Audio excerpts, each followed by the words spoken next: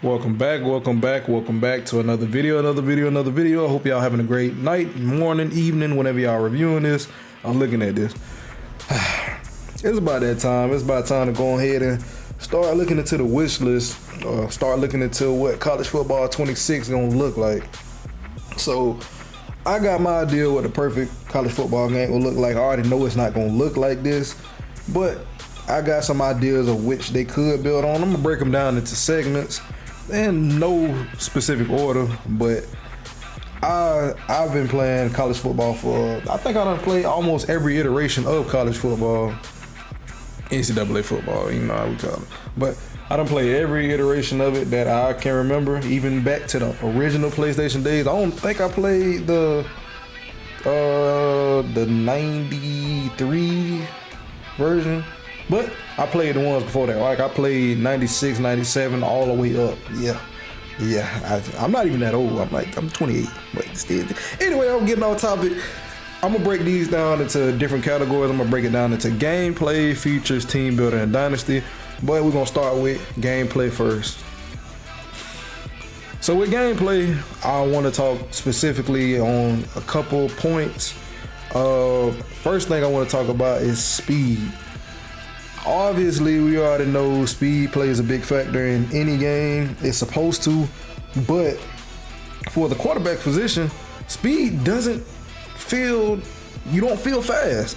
Like even with a 99 speed quarterback, they still feel kind of sluggish back there. And I know they don't want to create the aspect of somebody that's rolling out the pocket 24/7, but that can be fixed with QB contain, so that's a whole nother issue in itself. But anyway, speed doesn't feel fast on certain players. Like the running back position, sometimes they have that breakaway speed, sometimes they don't.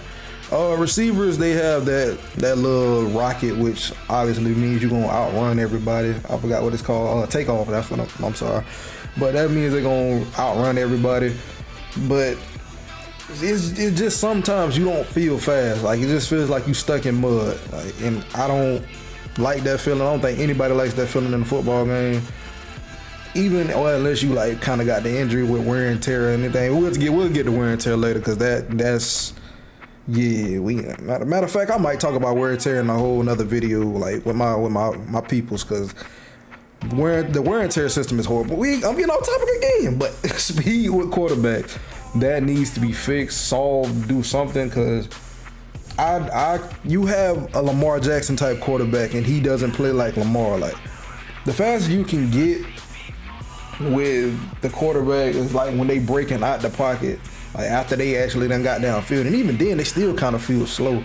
Like right now when I'm playing in my dynasty, I have a 94 overall speed quarterback, and honestly at times he feel like he's a 85 speed, cause just from the fact of when rolling out the pocket, the quarterback doesn't feel fast. They don't have breakaway speed. They have constant speed, but not breakaway speed. So speed is a big thing I want to get fixed in this game. I hope they get fixed in this game. Transitioning from speed, blocking. Now blocking has been something that's been an issue in Madden, NCAA for years. Like I know it's something that like the earlier iterations of Madden and college football, NCAA, blocking wasn't really that much of an issue. Like they would be able to read, they would latch on, but in the later on, when we got older in the 14s, the 13s, sometimes the blocking assignments got mixed up, especially in Madden. But the blocking assignments, you can see your player looking at the person and they would turn their head. Like they'll like be a shift and let the person just run straight through them, or they'll just morph right through them. Like, I don't know what the coding is between blocking or what it needs to be fixed, but blocking is a big issue, especially when the play breaks down, like you rolling out the pocket with the quarterback and you start to run. Sometimes the receiver will just look upfield, start walking upfield, or they run upfield, they run out of bounds, and you like, come on now, if you just hook that player, that's breaking out, that's a touchdown every time. So blocking is a big issue in this game, a big issue in general. It's better than it's been in a past couple years, but they still got a long way to go with it, because you have a fullback coming out the backfield and all he does is need to pick up that one blocker but you look up the field and you see your fullback is goddamn halfway up the field, not touching anybody, just running like he can't see, like he blind out there, bitch. So that's bad. Also, linemen climbing up to the second level, sometimes that don't work. Your best lineman on this game is really a blocking tight end. That's your best lineman on this game. Even at like your superstars and your spectacular left tackles, they don't play like that sometimes. And I don't know why it's like that, but like I said, your best blocking attribute, best blocker usually is your tight end in this game. Because I've made or had a tight end that just had all the blocking stats. And anytime I put him on a pool, I'm telling you, he taking somebody's head off every time. And it's lovely to see. It's lovely to see, which is why sometimes I used to try to just, in this game, switch lineman to fullback or lineman to tight end, just so they can get that attribute. But blocking is something they got to fix. Formation subs. Formation subs need to be in this game. I don't know why it wasn't already in this game, but it definitely needs to be in this game, because obviously you want certain players at certain spots. And if they're not able to be there, then you just like, what's the point of them being on the field? They can't be on the field. It's not possible for them to be on the field, which is why formation subs are needed. And sometimes you have that pocket passer that you want to have 24/7, but you want to put your freshman 95 speed quarterback out there sometimes. You want to give him some experience, or you just want to put him in the goddamn game to begin with. But the formation, you don't have no formation subs, so that's what you need this for. You need it for you trying to put your freshmen in the game. You trying to put your change of pace backs in the game. You even want to put your freshman receivers in the game, or anybody receivers that got different type of speed. Anyway, you just want to put specific packages in the game. They have package formations in this thing, but formation subs are needed, of course. Offense and defense, because there's times when you want to put your strong safety down in the box at linebacker. You can't really do it unless you put him at sub linebacker and it doesn't flow the way you want it to. So formation subs are definitely needed. Along with formation subs, I say position flexibility is a big must in this game. And I say a big must. It shouldn't be a cap on what a player should be able to do. The Travis Hunters of the world, the Jabril Peppers of the world. It was a guy from Virginia a while, I think a couple seasons ago. He was an edge rusher. They had him back there running the ball at running back because he's an athlete. This is what college football is. College football and football in general is about you being able to dominate on a physical level or even a mental level, but mainly on a physical level. And you want to be able to have your linebacker at running back if you wanted to, your linebacker at fullback, you want to put your tight end at receiver. You want to put your tight end at wildcat quarterback. You want to put your safety at corner. you need even you want to put your edge rusher back there at linebacker. You need position flexibility. There's too many monsters out here on the field in today's game for you not to be able to put them wherever you want to put them at. Put them where they need to be put at. So position flexibility is a must. They need to get that situated. Now this one right here is something that I think they probably, I don't know how they would fix this. I got ideas, of course, but they need to let their stars make an impact. Like back in the old games, like 07 and 06, when they had like the little white ring or the white bubble underneath the players, it looks like the X Factor thing in Madden, but they had the white ring around their pen. It would blink when it was time for them to act, it was time for them to get active. It would blink, start going crazy. Like, hey, even the announcers would be like, "Oh, hey, don't let this boy get the ball. He get the ball, it's gonna be trouble." They need to start making the stars play like stars, and I don't mean give them crazy attributes, even though they gonna do it anyway. But I don't mean give them crazy attributes. I just mean like, hey, let them get shifty. Let them do what they supposed to do. They're top stars in the game for a reason. They should feel like it.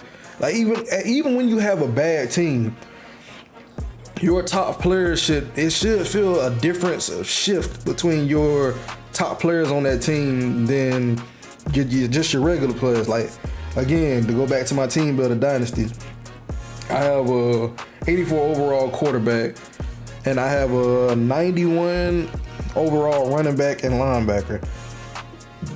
They play, of course, they play like stars to begin with sometimes, and sometimes they do because they're on a trash team. But either way, they play like stars for the most part. But they don't give you that 06, 07 feel, or even the 14 feel, the 13 feel, so where you just like, oh snap, I gotta give them the ball every time, because if I give them the ball every time, then good things gonna happen. And even your up and coming stars, they kind of don't feel like stars. It's just, they're just there. I mean, I don't know what they could do other than bringing back some of the older features, like bringing back some of the impact player features to make them feel different. But other than that, the little attributes are just the attributes. So that's just one thing I want them to do: make the goddamn players that are stars feel like stars without them having to get the specific specialty boosts or superpower boosts. So that's really all I got for gameplay on this one right now. But I got a lot more ideas with that. But like I said, I'm gonna save that for another part. On to the features. So with the features, I want to go ahead and talk about like things that used to warm our hearts in the game. Now, obviously, we didn't play them 24/7. Like some of these we did, but we didn't play them 24/7. But you still wanted to have them in the game. So, and I'm gonna start off with the one that everybody's been asking about the most, the one I love, the one that a lot of people love. But anyway, mascot mode.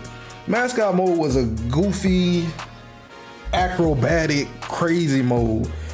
If you didn't play it, it's fine, because obviously you weren't gonna play it all the time. But if you did play it, it was just a change of pace that you can play with your friends. It was a fun mode, and I really feel like they could bring that back, because a lot of mascots weren't even in this year's game. And I already know it was certain things they had to keep to a minimum. We got all this storage, you might as well put it in there. But anyway, mascot mode is something that you have to bring back. I mean, you don't have to, but god dang it, I want you to. A lot of people want you to bring mascot mode back. And you can keep it the same way you had it, honestly, and people will still love it. It's not much you gotta do with mascot mode other than just having the crazy acrobatic things happen. But that's just, mascot mode is something that should be in next year's game. I hope it is. If it's not, there's no skin off my back, but I hope it is. The next feature I feel like should be in this game is Heisman Challenge. Now, Heisman Challenge, I want to say, was introduced in 12. I could be wrong. It's between, it was either 13. Which one had RG3 on the cover? It was RG3 and Barry Sanders. I want to say that was 13, if I'm not mistaken. I want to say Heisman Challenge was introduced in 13. If I'm wrong, I'm wrong. I could have fact checked it, but I didn't. So Heisman Challenge was introduced during that time or whatever time, and it was again like mascot mode, just another thing that you can play. It had the Road to Glory feel, and it was a decent mode. Like, we've been missing this mode since 14, of course, and we had so many Heisman winners since then, and I feel like a lot of people want to play with those. Like, who you got? You got Lamar Jackson, you got Johnny Manziel, you got Devontae Smith. There's so many players that you want to play with that won the Heisman during that time. You like, hey, you know what? Hey, I want to play their career. I want to see if I could beat what they did in college, or at least compete with what they did in college. And you can expand on that, because you can make it specific, of course, to the player. Like Lamar Jackson, I remember this game because I watched this game and it hurt my heart when I watched it. But when Lamar Jackson demolished Florida State, when I say he worked Florida State, he worked Florida State. If you remember these highlights, you remember these highlights. But that specific run that he had, he bust up the middle of the field, split the field, split the defense, took off, and then he did like this this little whirlpool spin between two players and wound up in the end zone. Like, that's a Heisman defining moment. They can put these moments in the challenge mode, and you can have to try to recreate them. Now, of course, you ain't gonna be able to recreate them specifically like that, but like, you got to get a 60-yard touchdown run, things of that nature. That kind of like the Jordan mode inside 2K. that would be amazing for Heisman Challenge, and I would play it. It would bring a lot of views to people like content creators that want to see if they can do it, because obviously people been doing it just out of creating out their mind, but it is a mode that I feel like would be excellent to be in. So yeah, that's Heisman Challenge. Now this mode right here is the main mode that everybody talks about, has been talking about. It was kind of dry in this year's game. I tried to play it. I couldn't really get into it. I tried to get into it. I tried to do like a story mode with it, the Josiah Buck storyline, but it wasn't really hitting the way I wanted it to hit. That ain't sound too bad. I thought it sounded crazy. Anyway, I didn't want it. It didn't do what I wanted it to do, because Road to Glory was kind of dry.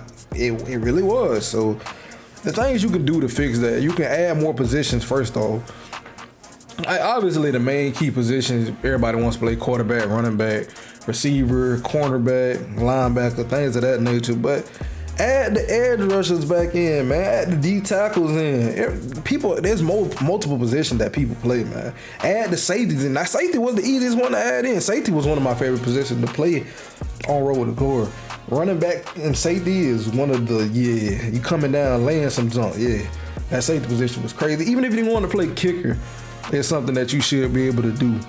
Kicker, punter, things of that nature. People want to be creative. Just add more positions. It's not that hard to do. And the main thing people wanted from Road to Glory is high school. Now, obviously, high school was kind of tedious. Everybody know high school was you either loved it or you hated it. But add it back, and I feel like they're gonna add it back because I think they had it in the preview, so I feel like it should be back. But go ahead and put high school back in the game. It's the bread and butter of Road to Glory, because people want to feel like they earned something. Nobody wants to feel like, oh shoot, I'm starting at a 1-star, I'm starting at a 2-star. Everybody wants to feel like, hey shoot, I did this, so hey, guess what? I got all of these offers because I did great in high school. And people want to create themselves. People want to recreate other people. So high school is a mandatory. That's one of the ones I say is mandatory to bring back, because it was a staple to when it first got introduced. It was a staple to the game. So bring back high school. Now this one goes into Dynasty as well, but I'm gonna go ahead and put it in the Road to Glory because it could help out Road to Glory. Spring ball. Now spring ball, for those who don't know, I mean everybody pretty much know. You watch football, so you should know. But spring ball is the make or break to a lot of people. It helps with the depth chart. It helps them get situated, and it can definitely help in Road to Glory because they can give you that slight edge of, oh dang, you did your thing in the springtime. So guess what? You gonna get the first shot at RB1 or first shot at RB2, things of that nature. Spring ball can change a lot. And I'm gonna break that more down in Dynasty, but spring ball added to Road to Glory. Allow the person to play both sides of the ball, please. Like, I had so much trouble trying to do the Road to Glory I was with, because my player played both sides of the ball. He played running back and linebacker. But I had to jump through so many hoops to try to get him to play running back and linebacker, and that goes for the Dynasty as well. So just please allow players to play both sides of the ball without the hitch of it, because sometimes when you switch a player, like say for instance in my Dynasty, I got my linebacker playing tight end as well. Sometimes the catching stats, they make them drop it for no reason. Like my cornerback plays receiver as well. He drops it for no reason, no apparent reason at all. So that ain't Road to Glory. Just allow people to play both sides of the ball, and I promise you, it'll be worth it. You had Travis Hunter playing both sides of the ball last year. People want to play both sides of the ball. Just let it happen. And lastly but not least, more immersion. Like, this game mode needs to feel more like you getting sucked into it. Like, you should of course know that you're on a game, of course. Let's not get that confused. But you should be able to be like, oh snap, I actually have a connection with this player. Like, we actually getting stuff together.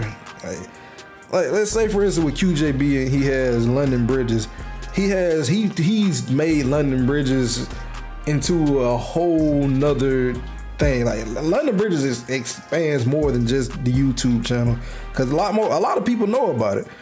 That's because he has immersion to go along with it. Like, we need to be immersed in it with the NIL. You need to be immersed in it with coaches and not just text messages. I'm gonna be completely real. I did not even like the text message aspect in this game because it just felt dry. Like, yeah, you got a party that you can go to, you got classes that you can go to. You can either go to class or not. You need to just start back on where it started. Go back to your dorm room, get your dorm room situated. As soon as you upgrade, the picture of your girls upgrade, all that, bro. You need to have your stats up there. Your stats need to matter. My player won the goddamn Heisman, and it didn't feel like I won anything. So, yeah, the immersion needs to be there. And that's pretty much it for Road to Glory. I mean, there's a lot more I can talk on, but again, I'll talk about that later. So from features, we're gonna go ahead and go into Team Builder. Now with Team Builder had a lot to fix as well, because we already know what Team Builder could look like and what it looked like in 14. The Stadium Creator is the biggest thing on Team Builder. Like, no, you had to share a stadium with an actual school.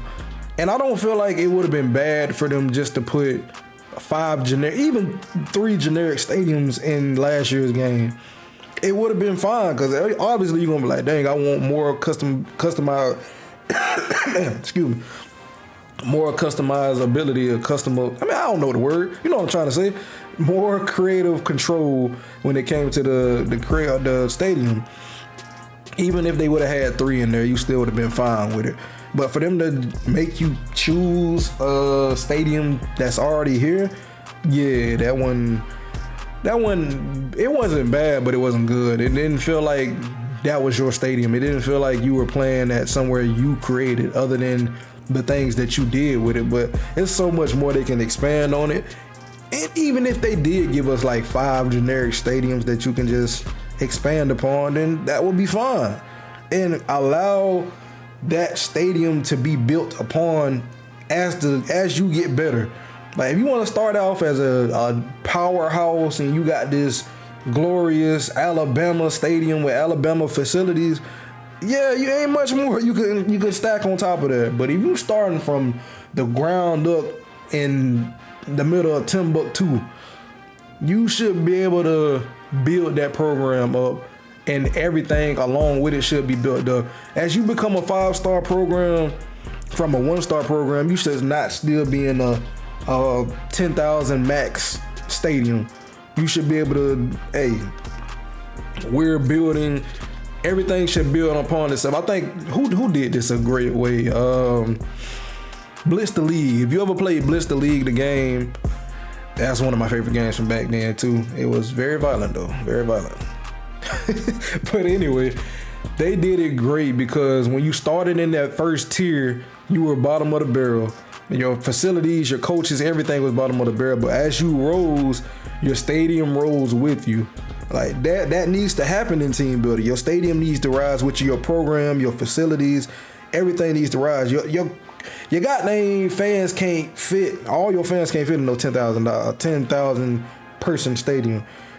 And your recruits, that they shouldn't even want to come to a facility like that, even if you are winning. So it needs to be a build upon.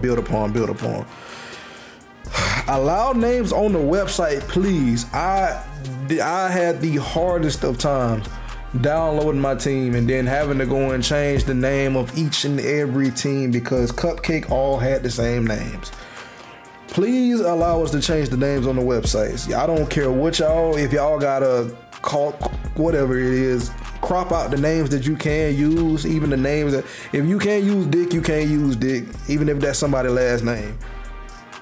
Why did I choose that word at all? Anyway, any bad word, well, considered a bad word. Even though you got somebody in college football named General Booty, that it's hard not to. I already understand it's hard not to be able to use those names. But if you can't use those names, you can't use those names. But please let us put the goddamn names on the website. I don't know how many hours I spent trying to change each and every name of the characters and then have to fix that. Yeah. Please allow us, and I mean, please allow us, and pick where they come from, pick the city, things of that nature. Just give us customization in that aspect too. The website used to be better in 14, so just give us everything in 14, and it should be fine, honestly. Let history build upon itself. Like, if you starting with a program that you should be able to choose if they have history back in the day, or if this is a new program or things of that nature.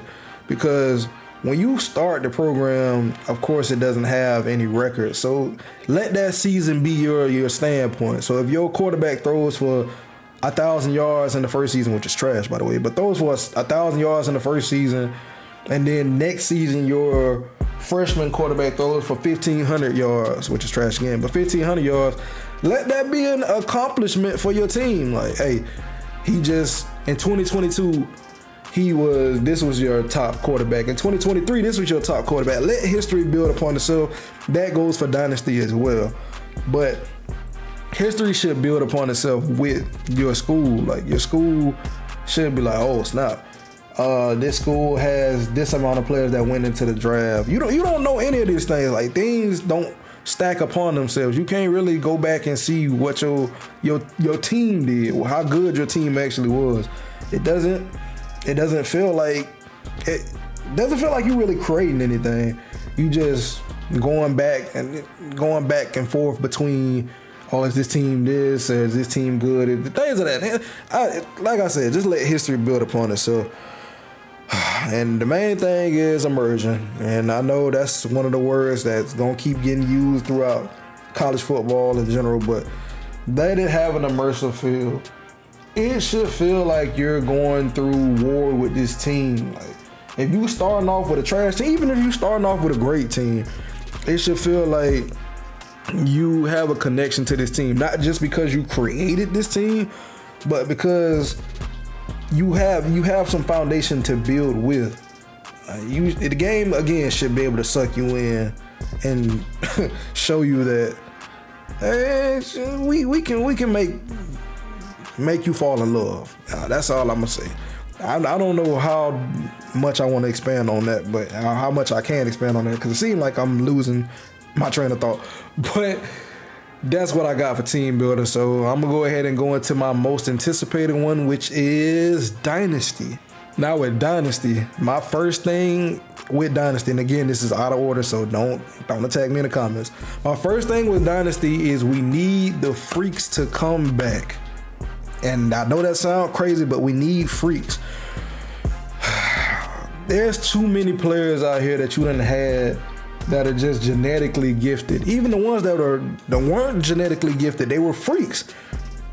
You got the Darren Sproles of the world, the 5'5" players that are just, you just like, how are they doing these exact things? Like, how are they doing this? Like, you got the muscle hamsters of the world, Maurice Jones-Drew.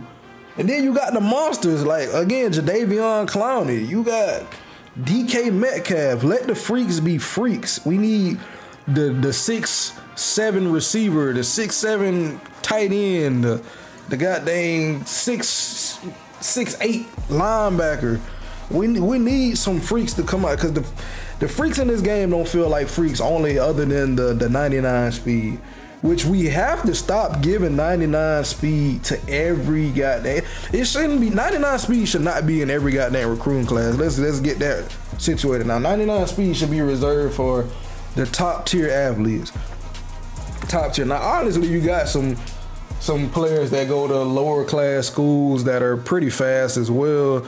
Speed is not just for top tier athletes, but I'm not top tier athlete. You know what I'm saying? Not top tier schools, but everybody shouldn't be able to have no 99 speed. You shouldn't be finding quarterbacks with 99 speed every recruiting class. You shouldn't be finding, no disrespect, white cornerbacks with 99 speed every time. It shouldn't be that many white cornerbacks in the game to begin with. Now, obviously, you got rare occasions with the Cooper DeJeans and the what was my dog? My dog that went to the Redskins or the Commanders. Dang, what was his name? Real fast, but I used to like playing with him. I think they moved him to safety. I can't remember his name, but anyway, White corner should not be that, that impactful in the game. Not impactful. They should be impactful. Now, let's not get that messed up. They should be impactful, but they should not be that plentiful in the game. It just seems like I look up and Alabama is just full of white running backs and white receivers and white receivers. That's gonna happen. But white running backs with 99 speed and white cornerbacks with 99 speed. That again, no disrespect. It shouldn't happen. It should not happen consistently. That is. Now, that should make it even more better to find those guys. Like, that should make that more of a gem to see those guys, because obviously you don't see them all the time. So that should be like, oh snap, when you finally get to him, you be like, oh snap, this is a 99 speed cornerback or a 99 speed receiver, 99 speed running back. You should be like, oh snap, I gotta get this guy, because you're not gonna see it again. I feel like the cap at speed when it comes to the 99 speed, it should be maybe like 1 to 2 players in a recruiting class that has 99 speed. Everybody else should be a tier below, like 97, 96, things of that nature. Even though 97 is fast too, but I'm going so deep into this, like, and it shouldn't be. But anyway, let the freaks be freaks. Bring the freaks back out. Let the freaks come back out. That's my main point. I'm trying to see the running back that also doubles as a linebacker. I'm trying to see the safety that doubles as a running back. I'm trying to see the quarterback that sometimes when he gets his job taken switches to a running back receiver. That's what I'm trying to see. I'm trying to see the tight end going to wildcat quarterback. I want to see the freaks. I want the freaks to come out, and not athletes.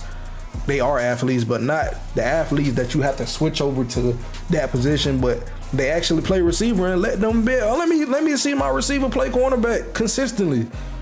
So that's something that needs to be. Let me see my safety come on the other side of the ball, play quarterback. Things of that nature. We need the freaks to come back out.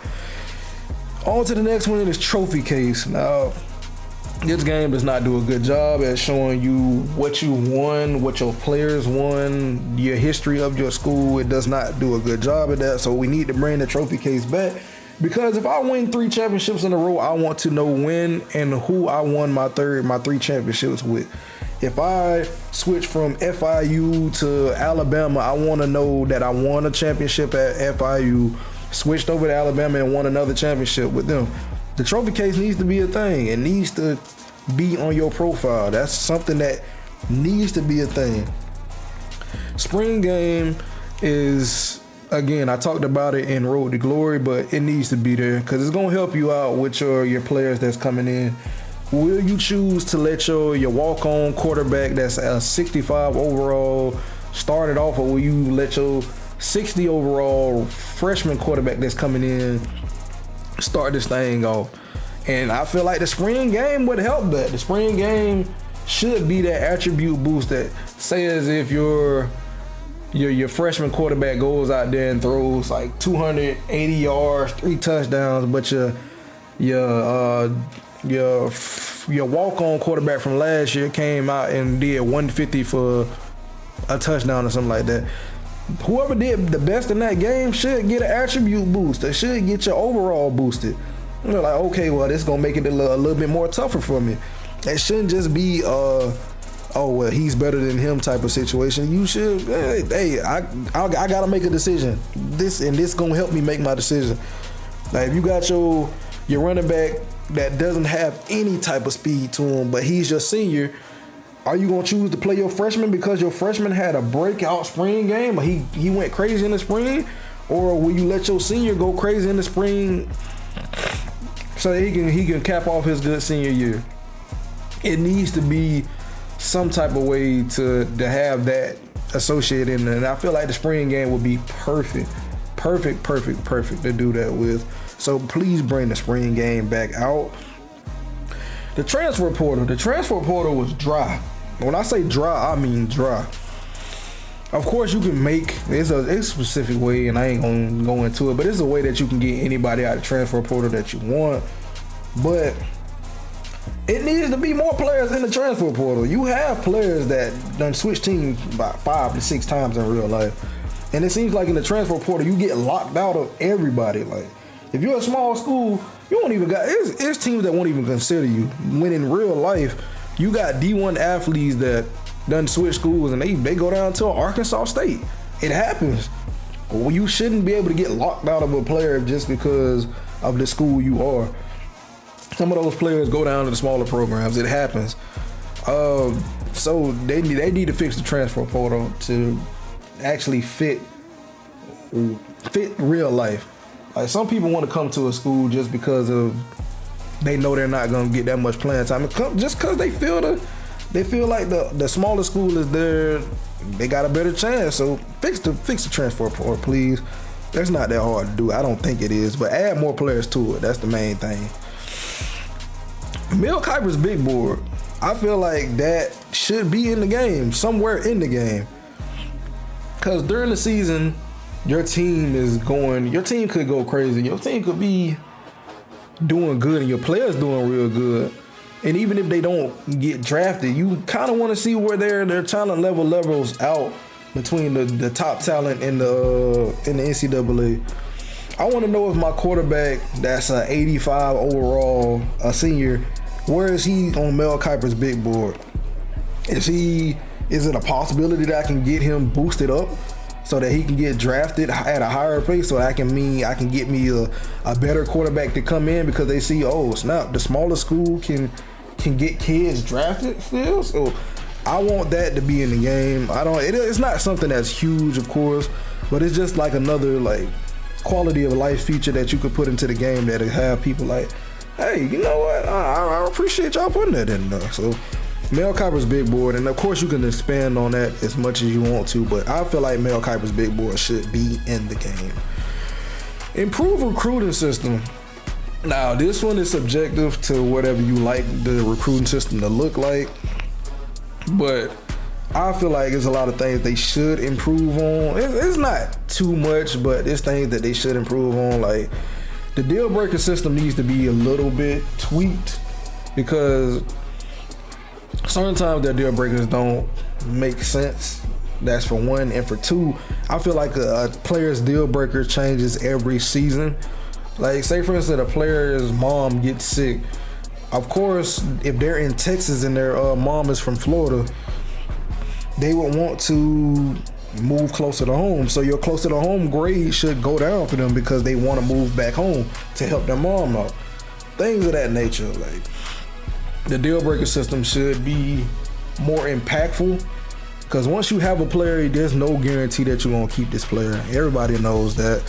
Of course, they have the little, but anyway, the deal breaker system should be ever-changing thing depending on a player, how a player is going in life. And of course, that will bring in immersion, so that thing right there. But signing day flips need to be in the game because it happens every year. And my biggest signing day flip that happened recently that hurt my soul was the Travis Hunter flip that he flipped from Florida State to Jackson State and followed Deion. Even though I love to watch them regardless, so it didn't hurt me as much as it would or should, but it still hurt. It hurt me. I ain't gonna lie, because that could have did a lot of things. I'm getting off topic, but signing day flips need to happen. And it needs to be broadcasted. Like, if you even if you're playing by yourself, but especially if you're in a league with other players, it needs to be broadcasted amongst everybody. Like, oh snap, the number one recruit in the nation switched from Alabama to Ohio State, or from Ohio State to Colorado, things of that nature. Especially if they flipping from a top school to a small school, that needs to be top news, top news. So signing day flips need to be back in the game to begin with. There's a lot of things that could be talked about. Like, as a small school, you shouldn't, and I know it's gonna make it harder, but I like it when it's more challenging. As a smaller school, you shouldn't even be able to touch or sniff a 4 to 5 star.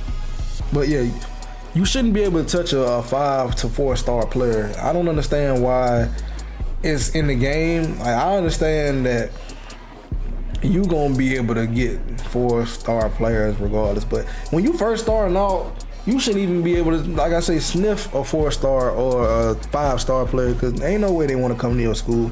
Let's be completely realistic. You starting off at the bottom tier. 5 stars not coming to your school. Even if you win all your games, it's still not, you're not getting 5 stars consistently. Let me think of a program that's somewhat similar, like Appalachian State. Like, they've been the upset central school for I don't know how long. They done upset so many schools, a lot of schools, and it's D1 prospect schools, like top schools. But yet, do you see them consistently getting 5 stars? Now, they getting great players like 4 stars and players of that nature, but they're not consistently getting those top tier guys, because that's just not a thing. You shouldn't be able to get to that 5-star level until you get to the top of college football, like the top of the college football. You got to move to a conference or even be an independent, things of that nature. But you have to be in the running of college football playoffs every time. And obviously, we've done seen in real life that the college football playoffs are subjective. So if you're in the MEAC or the Mountain West Conference and you win all your games, it's not a guarantee that you gonna get that top line. Of course, they done expanded, so of course you're gonna get a chance to get there. But yeah, like I was saying, if you lose a couple games, there's no way that you're gonna get into that bit. But anyway, I done lost my train of thought. God dang it. I really lost my train of thought. I don't know where I was going with that. But anyway, either way, 5-star players should not be, and 5-star and 4-star players should not be coming to your school consistently unless you just change that program around completely. So that's all I got for today, or all I got for this this iteration of this wish list. But I do have a part 2 coming out, and I should have a part 3 coming out, maybe. We gonna see. But yeah, so this is it for part 1. Part 2 should be out shortly, I'm hoping. If y'all have any ideas in the comments that y'all want me to come up with, just let me know, or not come up with, but y'all want me to talk about, because like I said, I'm gonna do a part 2. So if you have any ideas or anything you want to talk about, or anything I should have talked about in this video, just let me know, and I promise you I'll talk about them in the next one. I appreciate y'all. I thank y'all for tuning in. Hey, like, comment, subscribe, all that stuff that the YouTubers tell you. God bless and peace.